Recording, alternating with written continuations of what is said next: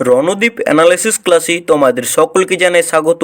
আজ যে ভিডিওটা নিয়ে আমরা আলোচনা করব তৃতীয় পর্যায়ক্রমিক মূল্যায়নে 2025 শ্রেণী চতুর্থ বিষয় বাংলা রায়মার্টিনির প্রশ্নের উত্তর 4 নম্বর স্কুল। আদর্শ ছেলে কবিতাটি কবির নাম সহ 4 লাইন মুখস্থ লেখো। আদর্শ ছেলে কুসুম কুমারী দাস। আমাদের দেশে হবে সেই ছেলে কবি, কথায় না বড় হয়ে কাজে বড় হবে। মুখে হাসি বুকে বল, তেজে ভরা মন, মানুষ হইতে হবে এই তার পণ। একটি বাক্যে নিচের প্রশ্নগুলির উত্তর দাও। ঘুম ভাঙানি কবিতায় যে পাখির নাম উল্লেখ করা হয়েছে তার নাম কি? শ্যামা পাখি। মারবেড কথার অর্থ কি? জলকন্যা। রূপকথার গল্পের কাল্পনিক চরিত্র।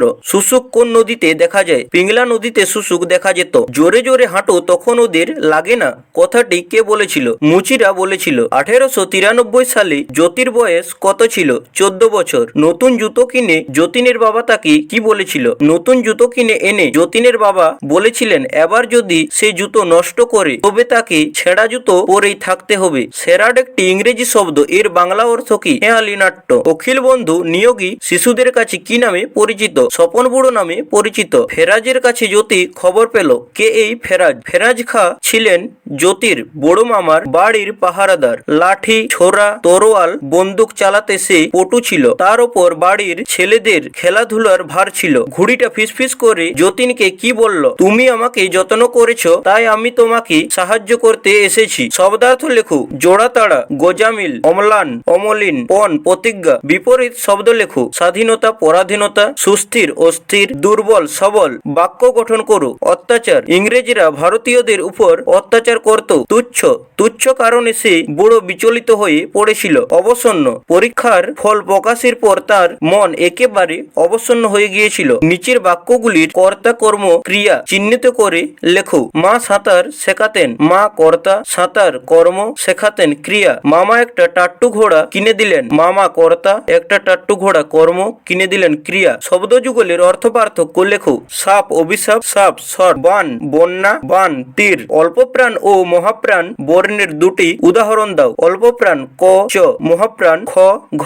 বর্ণ বিশ্লেষণ করো। মজবুত ময় হসন যোগ অ যোগ বর্গীয় হসন যোগ বয় হসন যোগ হস্যু যোগ তয় হসন। মাতব্বর ময় হসন যোগ আ যোগ তয় হসন যোগ অ যোগ বয় হসন যোগ বয় হসন যোগ অ রয় হসন। মুশকিল ময় হসন যোগ হস্যু যোগ তালবস্য হসন যোগ অ যোগ কয় হসন যোগ হস্যই যোগ লয় হসন। শীতের সকাল। শীতের সকাল এক মনোরম দৃশ্য যা প্রকৃত প্রেমিকদের মুগ্ধ করে। কুয়াশার চাদরে মোড়া চারপাশ, ঠান্ডা বাতাস আর সূর্যের নরম আলোয় স্নিগ্ধ সকাল যেন প্রাকৃতির এক মনোমুগ্ধকর রূপ। শীতের সকালে প্রকৃতির নীরবতা মনকে শান্তি এনে দেয়। কুয়াশার চাদর ভেদ করে সূর্যের সোনালী আলো যখন প্রকৃতির বুকে এসে পড়ে তখন চারপাশ এক মায়াবী আভায় ভরে যায়। শিশির কোনা ঘাসের ডগায় মুক্তোর মতো ঝলমল করে আর পাখির কলকলালিতে মুখরিত হয় পরিবেশ। এই সময়ে প্রকৃতি এক শান্ত ও স্নিগ্ধ রূপ ধারণ করে। গাছের পাতা ও যেন কুয়াশায় চাদরে ঢাকা পড়ে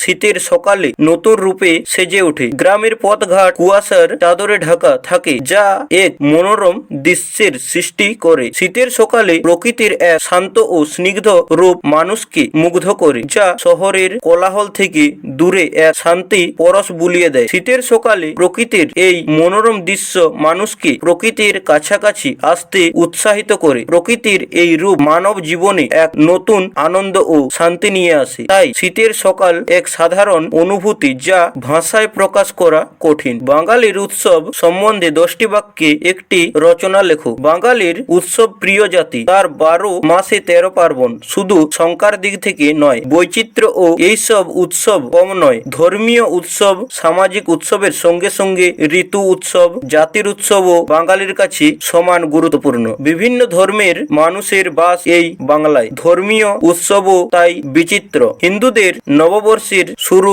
সিদ্ধিদাতা গণেশের পুজো দিয়ে, তারপর দশহরা, রথযাত্রা, মনসা, বিশ্বকর্মা পুজোর পর আসে দুর্গোৎসব। বাঙালি হিন্দুর সব থেকে গুরুত্বপূর্ণ এই উৎসবের অন্যান্য ধর্মের মানুষেরাও এমনভাবে যোগ দেয় এটি কেবলমাত্র এই দুর্গাপুজো থাকে না, শারদীয়া উৎসব হয়ে ওঠে সব ধর্মের, জাতির, বর্ণের মানুষের কাছেই। এরপর আসে একে একে লক্ষ্মী, কালী, কার্তিক, জগদ্ধাত্রী, সরস্বতী, অন্নপূর্ণা পূজা। এইসব পুজো শুধু পরিবারের মধ্যেই সীমাবদ্ধ থাকে না, বহুজনের বিশেষ করে ক্লাবগুলির চাঁদা তুলে পুজো করার মধ্য দিয়ে এইসব উৎসবের সমাজের নানান শ্রেণীর মানুষই অংশ নিতে পারেন। বাঙালি মুসলমান সমাজ মেতে ওঠেন মহরম, ঈদুজ্জোহা, ঈদ উল ফিতর উৎসবে। বৌদ্ধদের আছে বুদ্ধ পূর্ণিমা, জৈনদের পরেশনাথ, খ্রিস্টানদের জন্য বড়দিন, ইস্টার স্যাটারডে, গুড ফ্রাইডে। এগুলি ধর্মীয় উৎসব হলেও কোনো উৎসবেই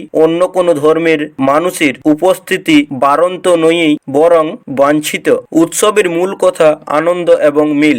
এখন অনেক সময়ই উৎসবের গুরুত্ব পাচ্ছে সাজসজ্জার বহর, বাড়ম্বর।